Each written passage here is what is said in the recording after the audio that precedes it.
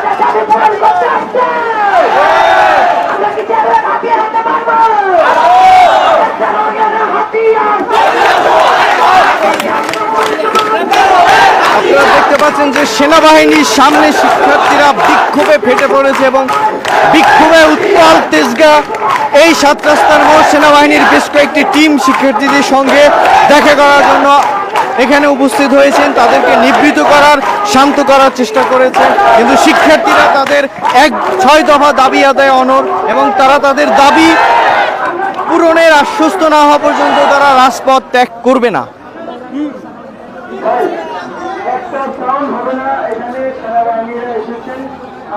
দেখি ভাইয়া,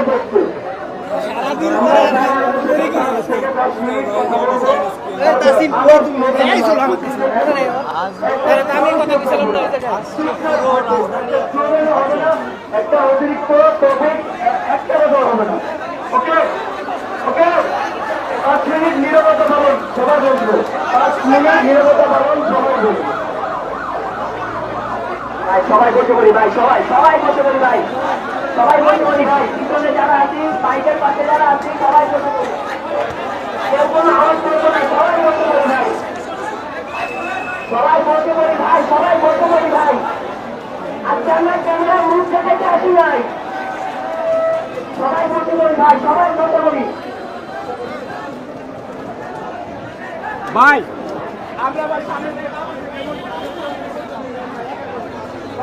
দর্শক, এই মুহূর্তে যারা এসিটিভি ডিজিটালে যুক্ত হয়েছেন, আপনারা যারা আমাদের সরাসরি সম্প্রচারটি দেখছেন, অবশ্যই আপনারা আপনাদের লোকেশন কমেন্ট বক্সে জানিয়ে দিন। এর আগে আপনাদেরকে জানিয়েছিলাম যে পলিটেকনিক শিক্ষার্থীদের 6 দফা দাবির প্রেক্ষিতে তেজগাঁও 7 রাস্তা দখল করে তারা যে বিক্ষোভ কর্মসূচি পালন করছে এবং সেই বিক্ষোভ কর্মসূচি তাদের দাবি আদায় না হওয়া পর্যন্ত তারা কোনোভাবে রাজপথ ত্যাগ করবে না। এর মধ্যে সেনাবাহিনীর বেশ কয়েকটি টিম এখানে উপস্থিত রয়েছে। আমরা জানি না এখন পর্যন্ত তারা আসলে কি জন্য এখানে উপস্থিত হয়েছে। শিক্ষার্থীদের সঙ্গে আলোচনার জন্য একটি পথ তৈরির চেষ্টা করা হচ্ছে।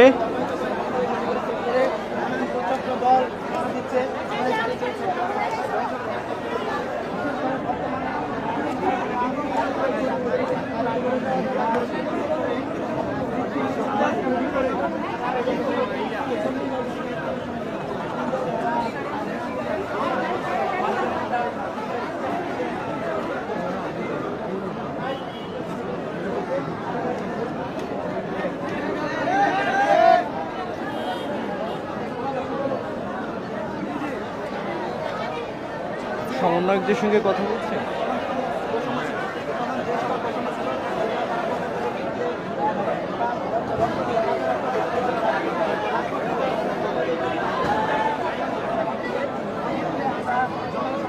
বলো তারপরে হচ্ছে আমাদের বিএড বাড়াইতে হবে।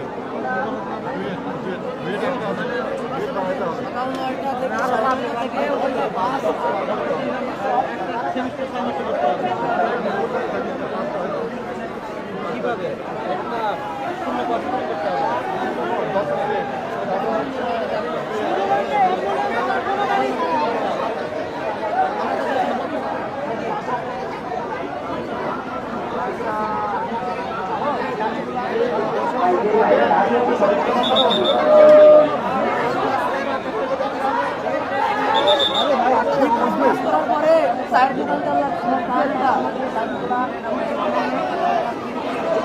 ভাইয়া ভাইয়া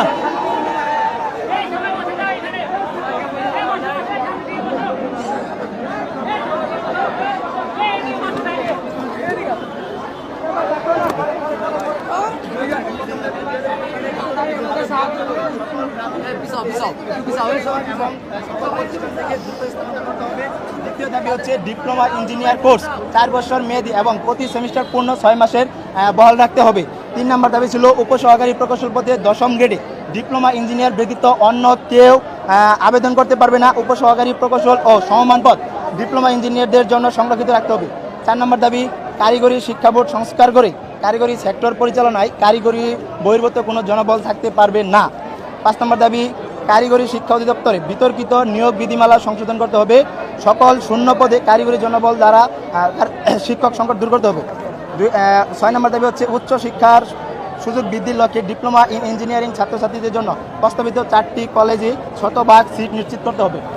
এখানে 2021 সালে বিতর্কিত যে নিয়োগটা ছিল সেটা হচ্ছে একটি রাতারাতি নিয়োগ। 2021 সালে তৎকালীন সচিব আমিনুল ইসলামের তত্ত্বাবধানে রাতারাতি একটা নিয়োগ হয়। সেই নিয়োগটা হওয়ার পূর্বে আমাদের নিয়োগ বিধিমালা ছিল যে এখানে স্টাফ ইন্সট্রাক্টর হিসেবে এসএসসি অথবা এসএসসি ভোকেশনাল থেকে আসবে, কিন্তু সে এখানে নিয়োগ বিধি পরিবর্তন করে এসএসসি ও এসএসসি ও সমমান উল্লেখ করে সেখানে স্নাতক উল্লেখ করে তিনি নতুনভাবে নিয়োগ দেন, আর সেটা ছিল সম্পূর্ণ অবৈধ। এটা রাতারাতি আপনারা জানেন কিনা জানি না যে এই নিয়োগের ক্ষেত্রে ভাইবা হয়েছিল রাতারাতি। তারা রাত 12টা অবধি ভাইবা নিচ্ছে, ইভেন রাত 3টা বাজে ফল প্রকাশ করে অনলাইনের মাধ্যমে নিয়োগ দিছে।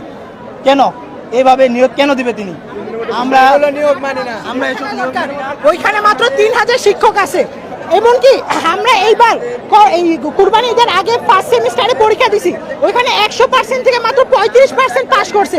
এই শিক্ষক সংকট থাকার কারণে আমাদের পড়াশোনার অনেক ড্যামেজ হচ্ছে। এমনকি আমাদের প্রত্যেকটা সেমিস্টার 6 মাস করে হওয়ার কথা, সেখানে মাত্র 3.5 মাসে আমরা পরীক্ষা দিয়ে পাস করছি। এটা কিভাবে সম্ভব? এবং আমাদের 30 লাখ ডিপ্লোমা ইঞ্জিনিয়ারের জন্য মাত্র উচ্চ শিক্ষার জন্য একটা বিশ্ববিদ্যালয় আছে, সেটা হচ্ছে ডুয়েট। সেখানে মাত্র 630টা সিট আছে। কিভাবে সম্ভব? 30 লাখ স্টুডেন্টের জন্য হায়ার প্রশিক্ষণের জন্য মাত্র 600-300টা সিট কিভাবে সম্ভব? তার মধ্যে একটা ছাত্র 2বার বেশি পরীক্ষা দিতে পারে না। তারপরে আমাদের 10ম গ্রেডে যে চাকরিটা আছে, ওই চাকরি নিয়ে অনেক কারাকারি হচ্ছে। বিএসসি এর সবাই নিয়ে যেতে চাচ্ছে, আমাদের এখানে প্রতিবাদ যায়। এবং কি সবচেয়ে বড় যে জিনিসটা, আমাদের ক্রাফট ইনস্ট্রাক্টর আমরা কিন্তু প্রাথমিক বিশ্ববিদ্যালয় জেনারেল লাইনে বিভিন্ন জায়গায় চাকরি করতে পারি না, কারণ আমরা ডিপ্লোমা ইঞ্জিনিয়ার। কিন্তু যারা স্কুলে পড়ে, কলেজে পড়ে, ইউনিভার্সিটিতে পড়ে আসে, তারা আমাদের কারিগরিতে কিভাবে চাকরি করে, কিভাবে তারা এই চাকরিটা করতে পারে? আমরা কেন তাদের এই বিশ্ববিদ্যালয় কলেজে চাকরি করতে পারি না? এর কথা কে বলবে? আমাদেরকে প্রমাণ দিতে হবে। আমাদের সচিব, যে সচিবের আন্ডারে এই নন টেক ক্রাফট ইনস্ট্রাক্টর হয়ে নিয়োগ হয়েছে, তাদের অবিলম্বে শাস্তির ব্যবস্থা করতে হবে। এবং প্রত্যেকটা পলিটেকনিক্যালে কমসে কম হলে অতিরিক্ত ছাত্র নেওয়া যাবে না। আমাদের ঢাকা পলিটেকনিক্যালে যেখানে এক একটা রুমে 30 জনের বেশি ঢুকার ক্লাস নিতে পারে না, ওইখানে আমাদের 50 জন বসে আমরা ক্লাস করি। একদমই বাজে অবস্থা। এবং আমাদের পলিটেকনিক্যালে আমরা ক্লাস করি, উপর থেকে ছাদ ভেঙে পড়ে, ফ্যান ঘুরে না, লাইট নাই, অনেক অনেক বড় বড় মেশিন আছে, সেটা আমাদের কম মার্কের কারণে আমরা ব্যবহার করতে পারি না, এগুলা কে দেখবে? আমাদের কেন? আমাদের প্রচুর স্যারের সংকট। যেখানে 18,000 শিক্ষক থাকার কথা সেখানে মাত্র 3,000 শিক্ষক। আপনি গ্যাপটা বুঝতে পারেন? আপনি গ্যাপটা বুঝতে পারেন? আমাদের প্র্যাকটিক্যাল ক্লাস হয় না। আমাদের প্র্যাকটিক্যাল আমরা সব থিওরির উপরে আছি। আমাদের 6 মাসের জায়গায় 3.5 মাস সেমিস্টার করতে হয়। কিভাবে আমরা পড়বো? আমরা তো শিক্ষিত হতে চাই, আমরা দেশ গড়তে চাই। ডেস্কো নেস্কো তিতাস যত বড় বড় সেক্টর আছে সেখানে উপসহকারী প্রকৌশলীরা, একটা সাব স্টোরের হেড হচ্ছে উপসহকারী প্রকৌশলী। একজন উপসহকারী প্রকৌশলী কি করে? সেই ডিপ্লোমা পড়াশোনা করে সব জায়গায় যে বসে। আমরা যদি পারি এই মুহূর্তে বাংলাদেশে প্রত্যেকটা ইলেকট্রিসিটি গ্যাস সব বন্ধ করতে পারি। আমাদের সিনিয়র ভাইরা পারলে এখনই বন্ধ করে দিতে পারে। তো আমরা বলছি বন্ধ করা যাবে না। দেশ মাত্র স্বাধীন হয়েছে। এমন না যে এই নতুন সরকার আসার কারণে আমরা এই আন্দোলন করছি, এমন না যে নতুন সরকার আসার কারণে আমরা নতুন করে আন্দোলন করছি। এই আন্দোলন শেখ হাসিনার আমল থেকে হচ্ছে, এখনো হচ্ছে। এবং সবচেয়ে বড় যে জিনিস, আমাদের ক্রাফট ইনস্ট্রাক্টররা, আমাদের 3,000 শিক্ষক থেকে 3,000 শিক্ষক নিয়োগ হয়ে গেছে, কিন্তু ক্রাফট ইনস্ট্রাক্টররা এই জায়গায় মামলা করে রাখছে। মামলা করে রাখার কারণে আমাদের যারা নতুন নিয়োগপ্রাপ্ত শিক্ষক আছে তারা 50 মাস ধরে নিয়োগ নিচ্ছে না। তাদের 50 মাসের বেতন আটকে আছে, তারা আমাদের ক্লাস নিতে পারছে না। কেন ক্রাফট ইনস্ট্রাক্টররা আমাদের ক্লাস নিবে না? কেন তারা আমাদের ক্লাস নিচ্ছে? তারা কেন মামলা করবে? দেখছে যে যেখানে আমাদের শিক্ষক সংকট, তার মধ্যে তারা কেন আন্দোলন করবে? আমরা আপনার কাছে একটা জিনিসই বলতে চাই, আপনারা এগিয়ে আসুন, আমাদেরকে সাহায্য করুন। যদি দেশকে বাঁচিয়ে রাখতে হয়, পুরো কারিগরি সেক্টরকে বাঁচিয়ে রাখতে হবে। একটা কথা মনে রাখবেন, স্বৈরাচারী শেখ হাসিনা সরকার বলে গেছে বাংলাদেশের 80% সরকারি কাজ হচ্ছে ডিপ্লোমা ইঞ্জিনিয়াররা করে। যদি এই ডিপ্লোমা ইঞ্জিনিয়ারের বলার দোহাল এত খারাপ অবস্থা হয়, পুরো বাংলাদেশ তছনছ হয়ে যাবে। ধন্যবাদ। দর্শক, এই মুহূর্তে শুনছিলাম এখানে আরেকজন শিক্ষার্থী কথা বলছে। অনেকেই বলতে পারেন যে এখন এই সময়ে চলমান আন্দোলন কেন, কিন্তু আমাদেরকে জানতে হবে 2021 সাল থেকে আমরা অপেক্ষা করছি। সেই সময় অবৈধ যে নিয়োগ হয়েছে তারা এখন চেষ্টা করতেছে যে আমাদের টিচার হিসেবে তারা নিয়োগ হবে, কিন্তু তারা যে ক্রাফট ইনস্ট্রাক্টররা আছে তারা বিভিন্ন ইউনিভার্সিটি থেকে আসছে, যারা ইঞ্জিনিয়ারিং ইউনিভার্সিটি থেকে নয়, কিন্তু তারা এসে আমাদেরকে কোনো কিছু শেখানো বাদ দিয়ে তারা যে কাজটি করছে তারা শুধু রেজিস্টার খাতায় লিখছে আর আমাদের যন্ত্র দিয়ে দিচ্ছে। আমি একটি আমার ঘটনা শেয়ার করতে চাই, সেটা হচ্ছে আমরা প্রতিবার এই ধরনের কাজ করে থাকি যে স্টোর থেকে গিয়ে আমরা যন্ত্রপাতিগুলো নিয়ে আসি এবং তারা শুধু বসে বসে নামগুলো এন্ট্রি করে, কিন্তু তারা কখনো আমাদের এসে শেখায় না। কিন্তু তাদের দায়িত্ব ছিল যে আমাদেরকে তারা এসে শিখাবে, হাতে কলমে সেই শিক্ষাটি দিবে, কিন্তু তারা অবৈধ নিয়োগের মাধ্যমে এই রাস্তাটি বন্ধ করে দিয়ে আমাদের সেক্টরে যারা আছে তারা ক্রাফট ইনস্ট্রাক্টর হিসেবে যুক্ত হতে পারেনি। একাধিকবার তারা মামলা দিয়ে আমাদের শিক্ষক নিয়োগ বন্ধ করে দিয়েছে। এখন যে আমাদের পরিস্থিতি, আমরা তো দক্ষ শিক্ষক পাচ্ছি না, তার পরিবর্তে আমাদের যে 6 মাসের সেমিস্টার হওয়ার কথা সেই সেমিস্টারটি 4 মাসে হচ্ছে এবং তার মধ্যে 2টি পরীক্ষা হওয়ার মাধ্যমে আরো সময় কমে আসছে। যে ইঞ্জিনিয়ারিং এর যে বই সেগুলো 6 মাসেই কভার করা অনেক কষ্টকর, কিন্তু তার থেকে বড় কথা সেখানে 4 মাসে নিচ্ছে। এখন আমাদের 6 মাসে এটি পরিপূর্ণভাবে সেমিস্টার পূর্ণ করতে হবে। আমাদের এই অধিকারটি লাগবে। আমরা যদি সম্পূর্ণভাবে বই না পড়ে পাশ করি তাহলে আমরা দেশকে কিভাবে উন্নত করব? এই যে বাইরে থেকে ইঞ্জিনিয়ার আনা হয়, এটার কারণ কি? কারণ আমাদের দেশে এই ধরনের শিক্ষা ব্যবস্থা চলতেছে যেখানে দক্ষ টিচারদের দ্বারা আমরা শিখতে পারতেছি না, যার কারণে আমরা দক্ষ হতে পারতেছি না, আমরা দেশের মধ্যে উন্নয়নে অবদান রাখতে পারতেছি না।